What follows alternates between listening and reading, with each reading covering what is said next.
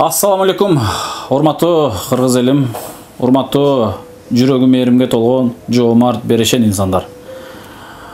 Биз Ак ниет аманат коомдук фонду быйыл 2020 жылдын 3-сентябрында будан 13 күн мурун артымда турган Закир агабыздын тун кызын коомчулукка сиздерге алып чыктык элек, демилге көтөрүп чыктык элек.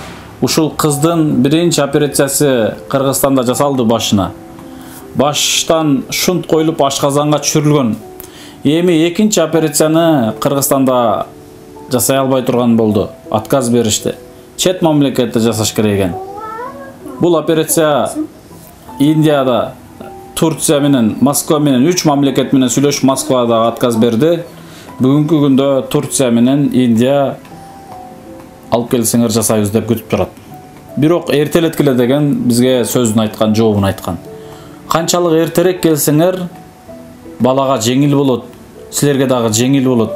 Эртелетиш керек экен, бала кыйналып атат, оорлошуп атат деген сөзүн айткан, жообун айткан. Анализдердин жыйынтыгын айткан. Урматтуу кыргыз элим, урматтуу мекендештерим. Закир агабыз боюнча жакшы билесиздер. Закир агабыз биздин Ак ниет аманат коомдук фондунун медиа тармагында бир топ кызмат жагына жардам берип, бир топ бир нече видео тармактарына колунан келишинче салымын кошуп келген. Алгач таанышканымда 2018 жылы таанышкан окшойбуз, Закирге 2018 жылы таанышканбыз. Албетте ушул видео тармак аркылуу таанышканбыз. Ошондо дагы Закир агабыз ушундай кичпейилдиги, буур кердиги көрүп ушунчалык таң калгам. Себеби башынан өткөн турбайбы? Башынан эмне деген кыйынчылыктарды өткөрүп, балдар үйүндө чоңоюп, балдар үйүндө күн өткөрүп, ата эне мээримине зар болуп, бирок урматтуу мекендешим, ата эне мээримин көрбөгөн, ата эне тарбиясын көрбөгөн, балдар үйүнүн тарбиясын көрсө дагы мекенибиздеги канчалаган муктаждардын, ооруп аткан бейтаптардын, канчалаган чыныгы муктаждардын муктаждыгына көмөктөшүп жүрдү. Кантип? Биринчиден видео тармак аркылуу жардамын берип жүрдү. Видеону азыр бир ушундай каналдарга видео тарткан балдарга барып кайрылып, бир видеону тартып бериңизчи десең, кеминде 1000 сом акча сурайт. Закир агабыз канчалаган бизге кызматын кылды. Албетте бул кызмат ошол муктаждар үчүн болду. Муктаждарга кызмат дейди. Бирок Закир агабыз ошол муктаждардын муктаждыгын ойлоп, Аллахтын ыраазычылыгын табайын деген инсан эле. Экинчиден мен дагы көптөгөн ушундай кошо жүрүп көптөгөндай нерселерге дуушар болдум. Закир агабыздын списогу бар мэрияда, нужда иши деп. Карантин убагында канчалаган инсандар, жакшы инсандар Закир агабыздын үй бүлөсүнө продуктасын, картошкасын, макаронун, унун көтөрүп, жардам иретинде алып келип берип атты. Бирок караңыз, ушул агабыздын мен эмнесине баа бердим? Ошол элден келип аткан жардамды өзүнүн үйүнө катып албастан, балким тууган, балким дос-жар, тууган десең тууганда жок да, дос-жар менен мейли кыйналып турат, акчага баласынын пампер жана башка нерселерине муктаж болуп турат. Ошол продуктыларды магазинге алып чыгып сатып жүрбөстөн, өзүнө жетерлик гана алып, артканын муктаждарга таркатып берип жүрдү да. Мен ушунда ошол убактарда ушунчалык баа бердим. Барга канаат кылган инсан мына ушундай болуш керек. Урматтуу мекендештер, урматтуу кыргыз элим. Биз качан гана канаат кылган болсок, ошондо көздөгөн ниетибизге жетебиз да. Аллах таалам ошондо ниетибизди берет. Бул адамдын бактысын качырган, адамдын бактылуулугун качырган бул нафис. Сен момундай болуп жашашың керек, момундай бир деңгээлге жетишиң керек деп нафисиңди бузган мына ошол нафис. Биз адам баласы негизи ар бир нерсеге канаат кылышты үйрөнгөн болсок, канаат кылганды билген болсок, Аллах таалам биз сураган нерсени сөзсүз берет экен иншалла. Урматтуу кыргыз элим, урматтуу мекендештерим, Закир агабызды мына ушул 3-сентябрдан коомчулукка чыгарып, Бүгін 16 сентябрь. 3 сентябрдан 11 сентябрь күні сіздерге коомчулукка біз отчет бергенбіз. 11 сентябрга чейин bir жума аралыгында 270 000 рубль акчалай чогулуптур. Урматтуу мекендештер. Эми караңыз, 11 сентябрдан бүгүн 16 сентябрга чейин канча аманат чогулганын мен өзүм күндө көзөмөлдөп туруп атам. Албетте мен эмне үчүн көзөмөлдөйм? Мен кээ бир ушундай муктаж инсандардын элдин берген ырыскысын, аманатын көзөмөлдөйм деп ошол инсандарга жаман көрүнгөн учурлар болгон. Ошол инсандар мени бүгүнкүгө чейин жек көрөт. Мен эмне үчүн көзөмөлдөбөшүм керек? Балким көрүп аткан инсандар мен эмне үчүн көзөмөлдөп атам? Билесиздерби? Себеби мен коомчулук менен бөлүшүп атам. Коомчулук бизге ишенип, мына ошол муктаждарга жардамын берип атат. Бизге ишенип, биз ортодо көпүрө болуп берип атабыз. Эл уктабай түн уйкусун бөлүп, бөтөн элде пешене териси менен тапкан ырыскысынан бөлүшүп аткан аманаттарды биз көзөмөлдөп турушубуз керек. Ар кандай учурлар болгон, өздөрүнүн кызыкчылыгына иштетип жүргөн. Ошондой учурлар болбош керек. Мен ошолорго жол бербейин деп, кээ бир инсандарга, көптөгөн инсандарга жаман көрүнүп жүрөм.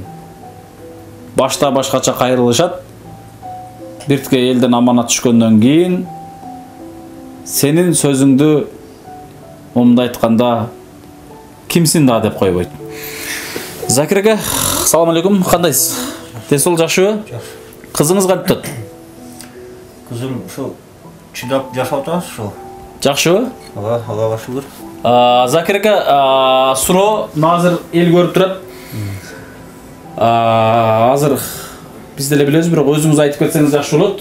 11 сентябрдан бүгүнкүгө чейин элдин аманаты канча кошулду, жалпы суммасы канча болду? Элдин астына бир отчет берип койсок. Бүгүнкү күнгө чейин ошол 11 сентябрдан баштап жалпы суммасы бүгүн эсептеп карап чыктык. 400 000 рубльдей чыкты. 400 000 рубль, э? Ошо немеси менен кошулуп, эл сом менен кошулуп. Эл сом Сбербанк. Сбербанк кошулуп. Машалла, Алла разы болсун. Урматтуу мекендештер, мен өзүм тактап атам, просто өзүнүн сөзүнөн угайлап атабыз. Болгону мен күндө телефонун деле өзүм көргөзүмдү Закир ака деп неме кылып атам. Негизи бул ага менен мен жакын эле болуп калганбыз. Эч кандай бир күмөнсүз жардам берсеңиздер болот. Бул киши андай инсандардын катарында эмес. Момундай айтканда нафис чоң инсан эмес.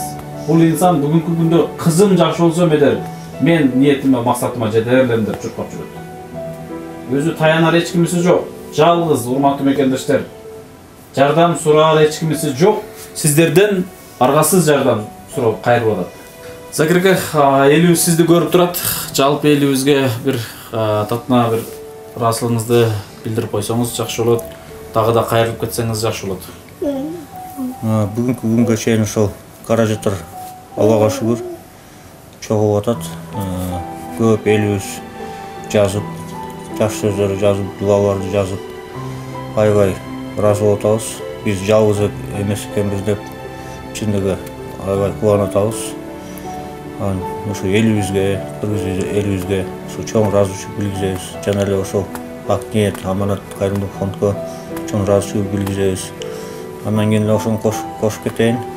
Instagram баракчада бир карындашыбыз бар, Анара деген. Ошого да чоң ыраазычылык билгизебиз. Себеби ал да сайттар менен көп аракетте болуп жүрөт. Ошол баарыбызга, ошо сага, ошо баар элибизге баар чоң рахмат, ыраазычылык билгизебиз. Рахмат сизге. Буюрса кызыңыз жакшы болот, кыжаат болбоңуз, арсанал болуңуз. Және кызыңыз кантип атат? Кызыңыз боюнча өзүңүз бир кыскача айтып кетиңизчи. Бүгүнкү күндө абалы кандай, түндө кандай уктап атат? Ушул боюнча айтып кетиңизчи. Кызыбыздын абалы күнүгө ар кандай болуп атат. Бир күнү температура болсок, бир күнү тамак ичпей, бир күнү кусуп, кыйналып атабыз. Түнкүсүн ар кандай болуп чыгат. Бир күнү тынч уктасак, экинчи күнү кыйналабыз. Азыркы учурда күндөн күнгө ар кандай өзгөрүү болуп атат да. Тамакты, мисалы жаңы эле тамак берсек кусуп салды. Түнү менен температура болуп чыкты. Ушундай кыйналып атабыз. Бала менен алексиздер. Бала менен алекс. Бирок рахмат элибизге ушунчалык колдоп жардам берип, баардыгы эле өзүнүн колунан келген жардамын сунуп, аябай жардам берип атканда. ушундай жардам болот, ушунчалык эл сиздерди кайдыгер карап койбой жардам берет деп күттүңүздөр беле? Жок, чынында күткөн эмеспиз. Мынчалык болот деген эместер. Жардам берет деп күткөн эмеспиз. Азыр 13 пандемия учурунда азыр баардыгында эле иш жок, баардык элде эле акча жок. Бирок ушунчалык жардам берет деп күткөн эмеспиз. Бирок элибизге рахмат, 10 рубль, 20 сом, 10 сом болсо да ошо салып аткандачы. Ошо көп түкүрсө көл болот деген чын экен. Ошо 10 сомдон, 20 сомдон болот эле, табар акча чогулуп калып атат да. Машалла. Рахмат сиздерге. Рахмат. Буюрса жеңе кыжалат болбоңуз, сарсан болбоңуз, кызыңыз сөзсүз жакшы болот. Бул да Алла Тааланын берилген бир сыноосу. Бул сыноону жеңилинен бербейт. Кудай кааласа ушундай бир кыйынчылыктар менен сөз шифасын кайра берет. Биз Кудайдан көп суранайлы иншалла. Кызыңыз жакшы болот. Жакшы болуп келген күндөр болот. Үйүңүздөрдө жакшы күндөр болот. Ушул кыздын тойлору болот иншалла. Буюрса, урматтуу мекендештер, урматтуу кыргыз эли, мына ушундай бизде өтө сонун кабар жаңылык. Ушунчалык эл жардам берип аткандыгы чоң жаңылык. Анара, эгерде анара карындашыбыз балким менден улуу, балким менден чоң, или кичинекей, мына ушул карындашыбыз бүгүнкү күндө өтө соц тармак аркылуу жакшы жардамдарын көргөзүп атышат. Анара сага дагы чоң рахмат, Алла разы болсун. Мына ушул эжеңе, жездеңе, сиңдиңе жардам берген болсоң, Алла Таалам сага сөзсүз кайтарган болсун. Мына ушул анаранын соц тармак аркылуу алдыга жылган жардамдары бүгүнкү күндө бул 400 миңден сырткары дагы бир дагы жакшы жаңылык бар экен. Кудай буйрса аны дагы жакын күндөрдө бөлүшөбүз. Америкада биздин кыргызстандык боордошторубуз, мекендештерибиз мына ушул кызга деп бүгүнкү күндө өтө чоң жардамын чогултуп атышат экен.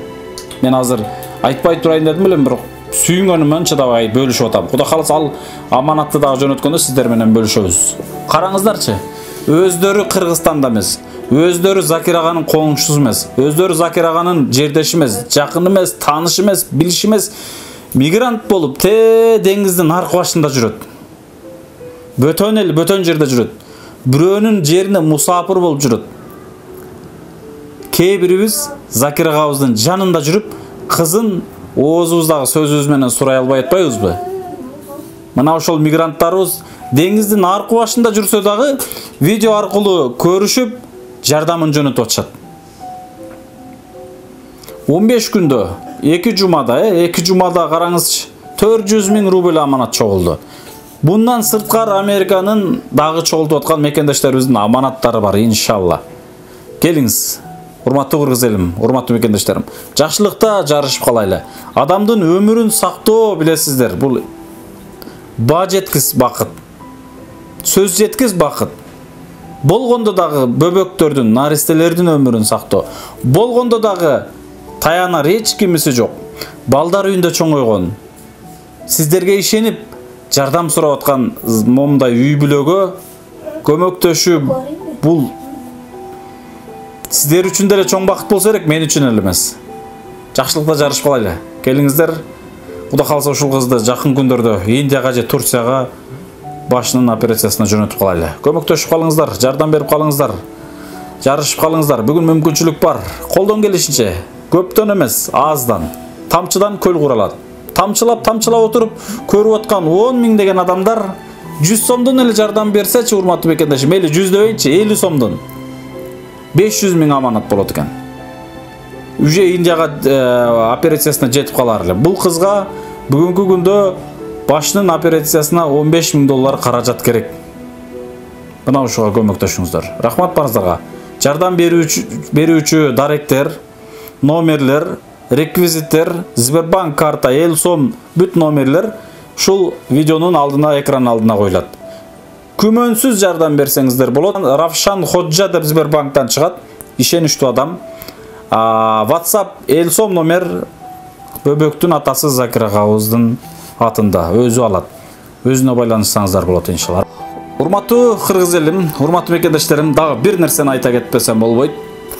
Биздин Ак ниет аманат коомдук фонду менен алып чыгылган ар бир бейтап бүгүн ушул жерден инициатива көтөрүлүп коомчулукка чыктыбы? Бул ушул жерде эле калбайт. Биз бул бөбөккө элден чогулган аманат өзүнүн дарегинде ушул бойдон же Турцияга же Индияга өзүбүз көзөмөлдөп алып барып кайра кайтарабыз. Бүгүнкү күндө кээ бир инсандар, кээ бир компаниялар, балким кээ бир кайрымдуу инсандар, балким кээ бир сырттан эле кайрымдуу болмуш эткен инсандар момундай үй бүлөлөрдүн башын айландырбаңыздар. Шунчалык көңүлдү ренжитесиздер да. Урматтуу мекендештер, бүгүнкү күндө биздин Ак Ниет Аманат коомдук фондунун Индияда бир эмес бир нече больницалар менен сүйлөшүү келишимдерибиз бар. Аны бардыңыздар билесиздер. Видео аркылуу сиздерге бардыгын көргөзгөнбүз.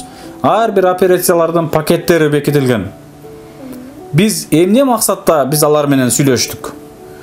Ортодо ортомчулар өзүнүн чөнтөгүн ойлоп кетпесин, элден чогулган аманат бирөөнүн чөнтөгүнө түшпөсүн деп biz түзмө-түз келишим түзүп сүйлөштүк. Biz тараптан ар бир барган бейтап эч кандай күмөнсүз, ортомчусу жок түз эле барат. Дагы бир маселе. Интернет тармагында мен Медер элем, мен Сапарбаев Медердин атынанмын деп мына ушул инсандарды айтып жамынып, менин атымды жамынып алып, элден жардам сурап атасыздар. Уялыңыздар, урматтуу бир туугандар. Мына ушул кылган ишиңиздерге акыретке жетпей эле бул өмүрдө, бул жашоодо жооп берип калабыз. Кантип ушундай муктаждардын, көзү чачырап аткан, ыйлап аткан инсандардын үстүнөн оокат кылып акча жейбиз, урматтуу достор. Ойлонуңуздар.